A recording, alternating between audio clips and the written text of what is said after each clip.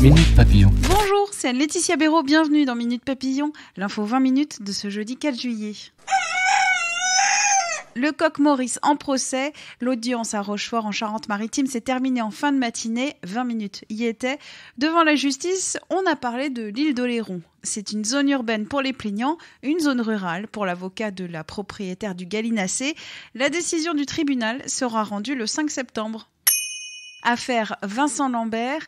Après la décision de la Cour de cassation qui a ouvert la voie à un nouvel arrêt des traitements, les parents de cet homme en état végétatif depuis 11 ans ont menacé de porter plainte pour assassinat.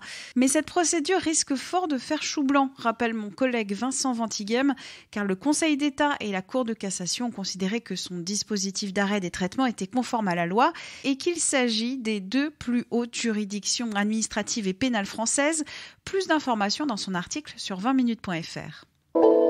Passion, le récit autobiographique de Nicolas Sarkozy se classe en tête des ventes des livres, classement de l'Institut GfK à paraître demain dans Livre Hebdo.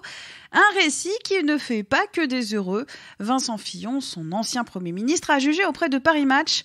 La passion unique de Nicolas Sarkozy, c'est Nicolas Sarkozy. Cette passion pour lui-même n'a d'égal que sa rancune pour ceux qui l'ont défié. 500 000 € d'amende, c'est ce que devra payer le tennisman australien Bernard Tomic qui a manqué de combativité à Wimbledon, annonce des organisateurs. Le joueur a été éliminé en moins d'une heure au premier tour du tournoi anglais. Le montant de la prune correspond à l'équivalent de ses gains dans le tournoi.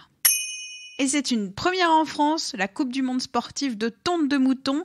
Pendant 4 jours, au Dora en Haute-Vienne, 5000 moutons vont se faire une petite coupe estivale.